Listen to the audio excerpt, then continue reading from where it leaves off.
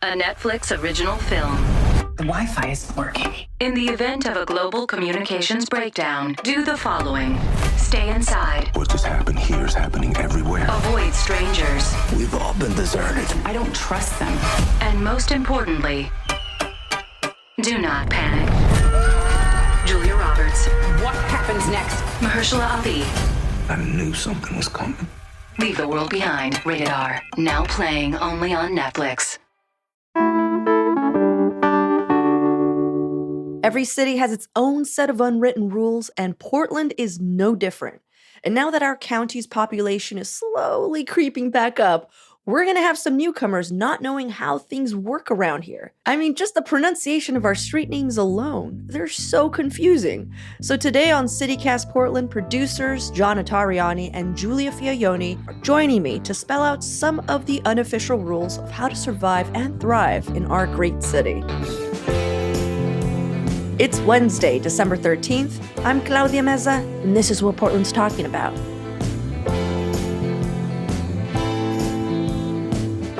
I'm excited about this one because Multnomah County is actually gaining new citizens, new residents. Hey, guys. We went from, we're not at like where we used to be, but like it's happening. It's coming back, you know? So I figured Portland as we know it, it's kind of, it's its own unique place.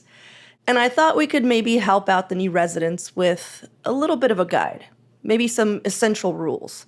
Each of us have thought real hard about this, and we've come up with a few.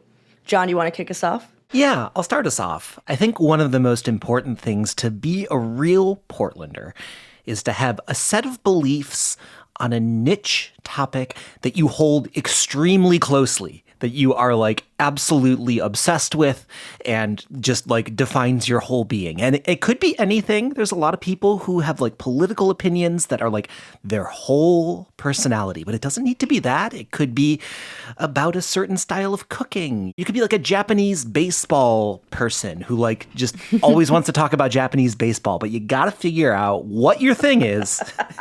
And just lean in. So 1, figure it out. 2, know a ton about it. And then 3, like be completely inflexible in those ideas. Mine is saying niche instead of niche. I was just going to say that.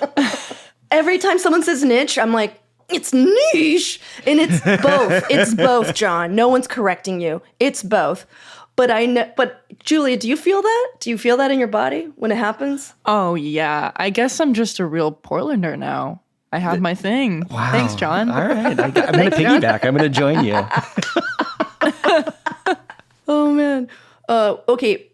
Now I have to ask, do you have something, John? I mean, I want to guess you did buy a freezer and you were renting. So that was interesting. You bought a whole freezer for, like, what was it? A whole pig? Half of a pig. I'm sorry. Yeah, about 90 pounds of locally raised and butchered pork that I'm slowly working my way through. So I think that fits into the category of just like, yeah, of course I bought 90 pounds worth of like locally raised meat and like I'm working through it. And paid for a freezer specifically for it. I just loved everything about the story.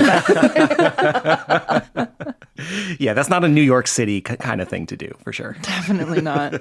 What about you, Julia? I mean, you're the newest among us. Have you figured it out? I don't have a thing to fight for yet. I'm still figuring that out. It's only been 2 years. It takes a while. I'm learning. All right. You'll grow into it. Yeah. Now I want to know one of your essential rules. So there's a street in Northwest Portland spelled Couch Street. And it took me just weeks after moving here to find out it's pronounced Cooch, not couch. For those of you who are just finding out, welcome. But I do have a little bit of a backstory for why it's Cooch, not couch. According to Daniel Couch from Portland Monthly, who is apparently not related, the street name was actually named after Captain John H. Cooch from Massachusetts, who was responsible for creating the grid of streets in the Alphabet District on the west side. So it turns out his great-great-great-great-grandfather moved here from southwest England, and the pronunciation followed him. So that's where it comes from. So a pirate moved to Portland. This is what I'm hearing. A pirate moved to Portland, and then his like interesting like niche topic was just urban planning. I love the idea of like, okay, we got to name these streets, so we'll do them by letters. B can be Burnside, but what should we do for C? Oh, I could just use my name. Yeah, that's a great idea. It's got to be my last name. Nailed it. Oh my God. That is actually a very useful, essential rule. Like, you should really learn how to pronounce the names. I'll jump in. I thought it was Willamette for sure, you know? Oh, yeah. As opposed to, like, why would it be Willamette? You know? One of my essential rules is, well, I would say more of a guide. So this actually comes from my cousin. My cousin moved up from LA, oh my gosh, maybe a couple years ago now. And one of the first things he said to me about why he loves Portland was that he could never tell when somebody was gay. Mm-hmm. Very true. And I don't know, I was just like, what the heck are you talking about? And he just was like, like sometimes a girl will hit on me and I was just like, oh my God, I thought she was a lesbian, but she's straight. And he was like, and it's exciting.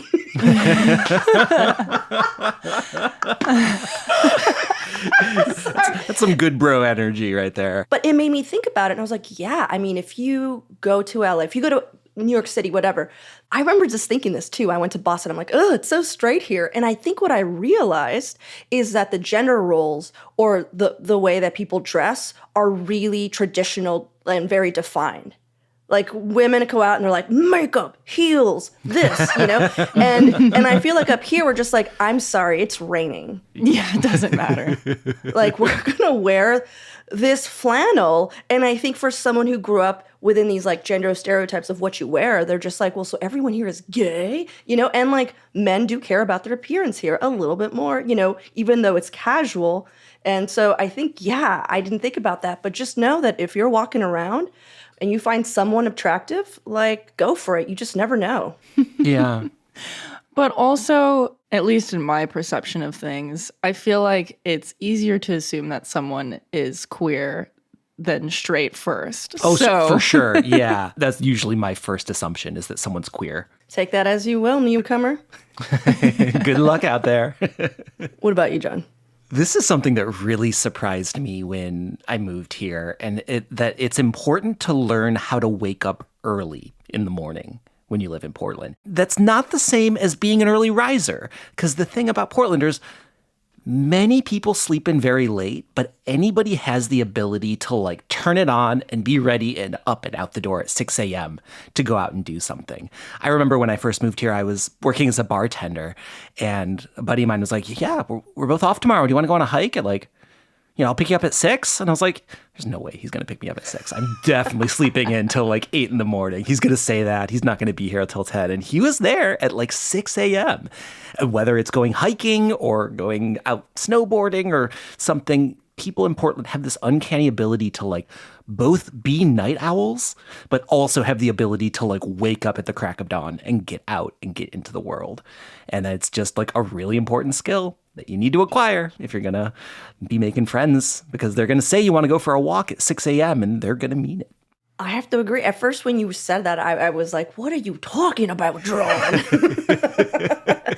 But no, you're right. I mean, I've known plenty of people who were out drinking till 1, and then it's like the next day, it's like, and we're at the coast, and we all drove here, and it's 6. In other places I've lived, there's like night people, and then there's morning people, and like here you got to be both. I'm going to interrupt because, Julia, I wanted to ask, but mine actually has something to do with John's. So here's the deal. You need to keep a pair of hiking boots in your car, or like if you're an avid bicyclist and you always have like your bag of stuff, because I remember when I would bike everywhere, I always had like my bag of things. You just need to do it, buddy. And here's why. You just never know. You never know when someone's like, hey, you want to go on a hike? And since we literally live in a place that there's like a beautiful forest in the middle of our city, it just happens more than you would think. Oh, yeah. And I feel like that plays into the reality that I feel like there's not really a dress code in most places that you go to in Portland. Even if you're going out dancing in a lot of other cities, there's like a standard of dressing up even just a little bit. But you can go there wearing really anything and nobody even thinks about it. There's like no pressure whatsoever. Yeah, I've taken it to like another level, and I have my like summer car kit and my winter car kit. Nice. And like, yeah. there's always like a time where I like transition and take the like picnic blanket and like hiking shoes out of the car and like reload up the like snow shovel and like yak tracks. You went deeper because you're right. That actually, I want to amend mine and say you have to have a car kit if you drive. Not only do I always have hiking boots, I always have a raincoat and an extra sweater in my car because it always happens. You go to the coast and everything's fine here, and then you go and you're just like, it's pouring.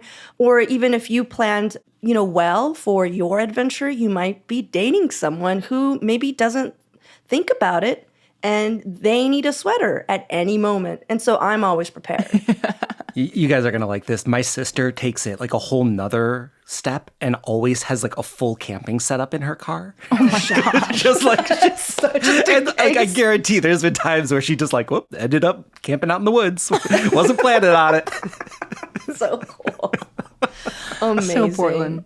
Yeah. I also have like a gallon of water and like a whole preparedness kit because my partner is really into earthquakes.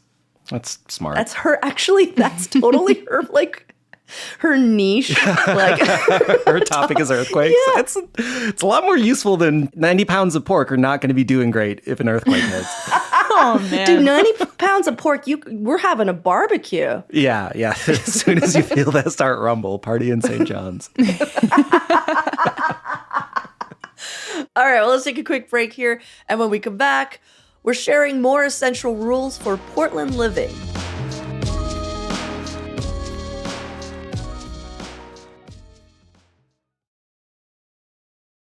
What about you, Julia? Okay, so I get a lot of shit for this one, but you have to know how to parallel park if you live in Portland. And I say I get a lot of shit because I still don't know how to.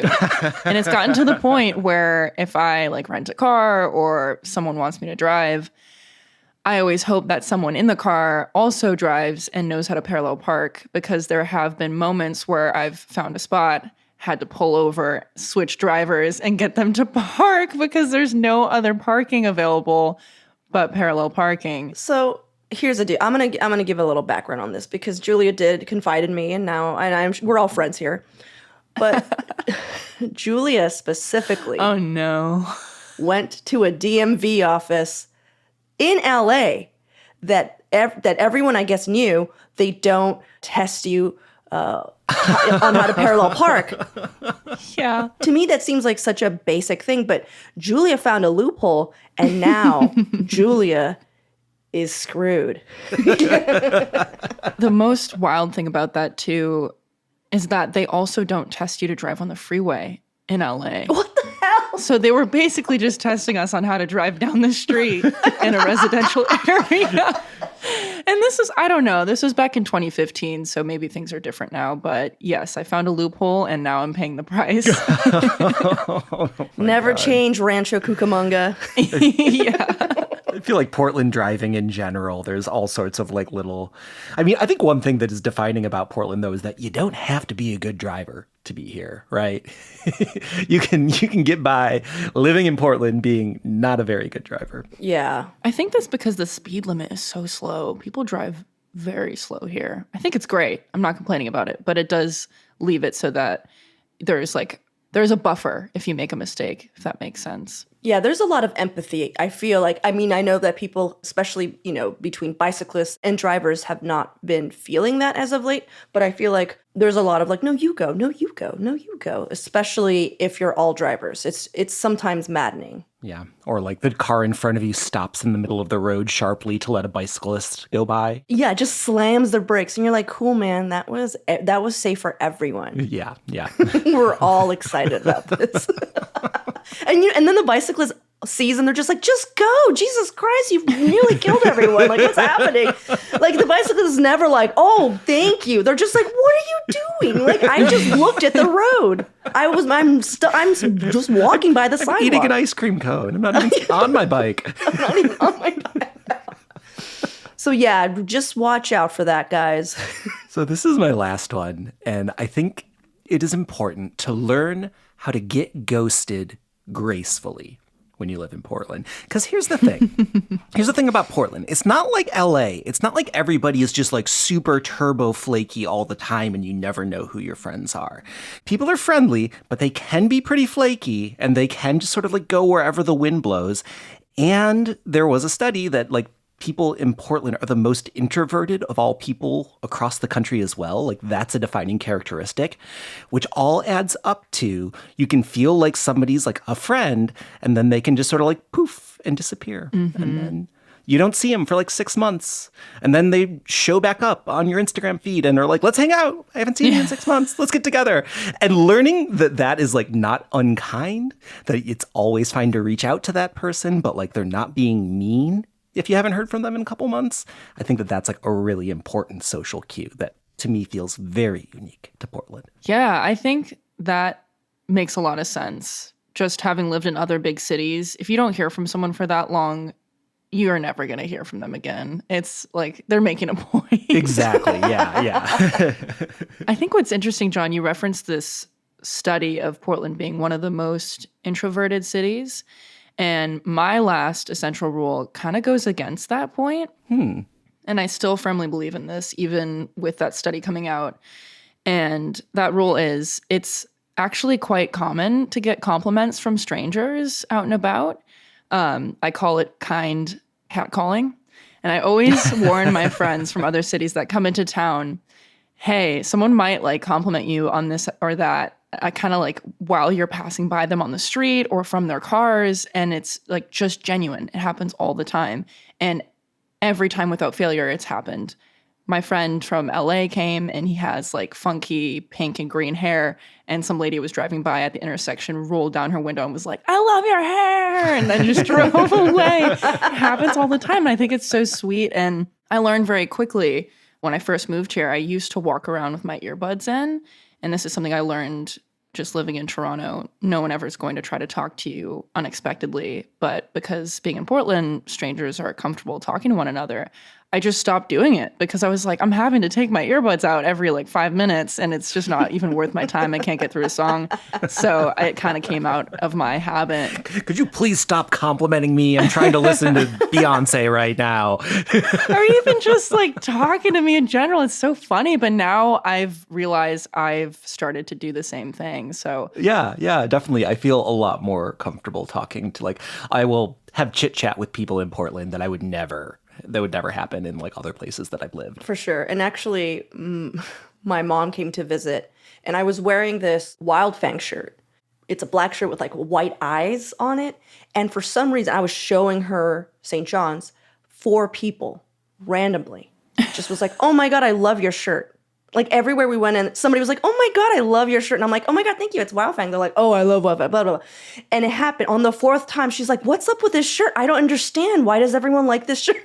And I was just like, it's an excuse to say hello and talk to people. And you're going to find something that you like about them. And you're going to just be like, hey, I like this. And I do that all the time as well. Mm-hmm. That is very Portland, actually. Mm-hmm. I love that. That's so charming. That's so sweet. It's cute. it is really sweet.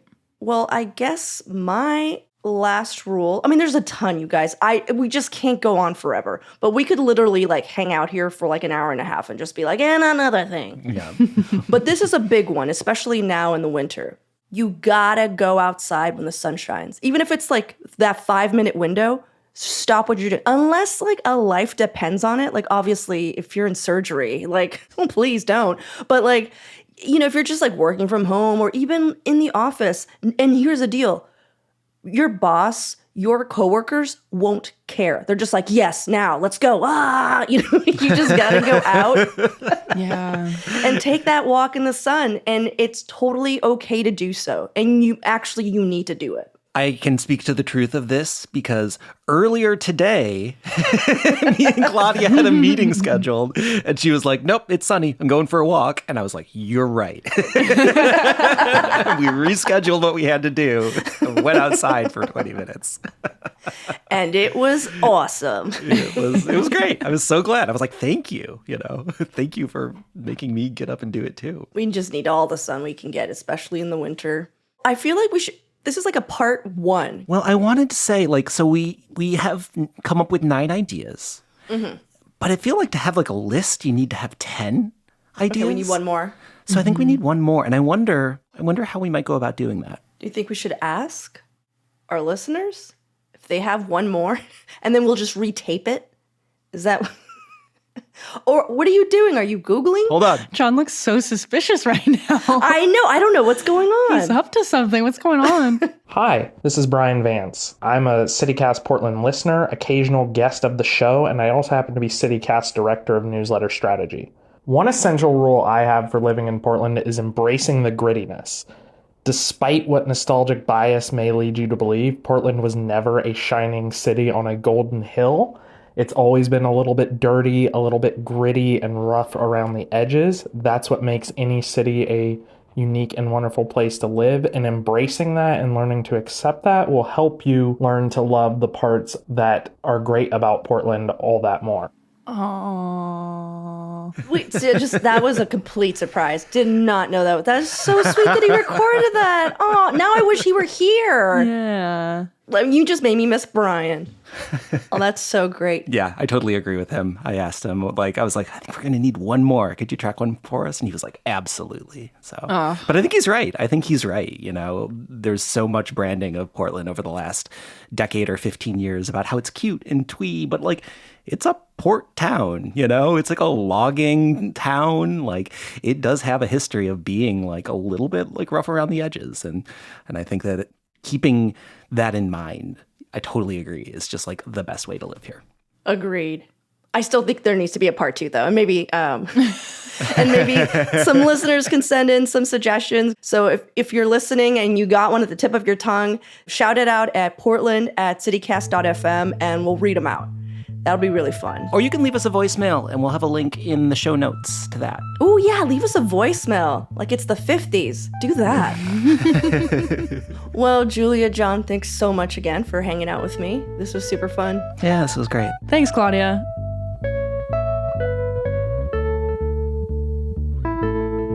And now for your microdose of news. Mayor Ted Wheeler took aim at the advocacy group People for Portland for their negative billboards, blaming DA Mike Schmidt and Multnomah County Chair Jessica Vega Peterson for the city's biggest problems. He noted that crime was actually on the decline, and the billboards are, and I'm paraphrasing here, not the vibes we want to be spreading around town.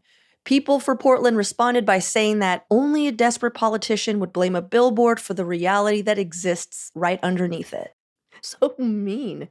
And just as Governor Tina Kotek came up with an official plan for reinventing downtown Portland, Portland Monthly has also solicited ideas from local, civically minded Portlanders. They include smaller projects like pop-up shops and art installations in empty storefronts, as well as more ambitious ones like creating a music venue and sculpture garden near our riverfront. These were really fun and inspiring to read. We'll link to that Portland Monthly article in our show notes. And for even more local news and events, sign up for our daily newsletter, Hey Portland. We'll also throw a link to that in the show notes.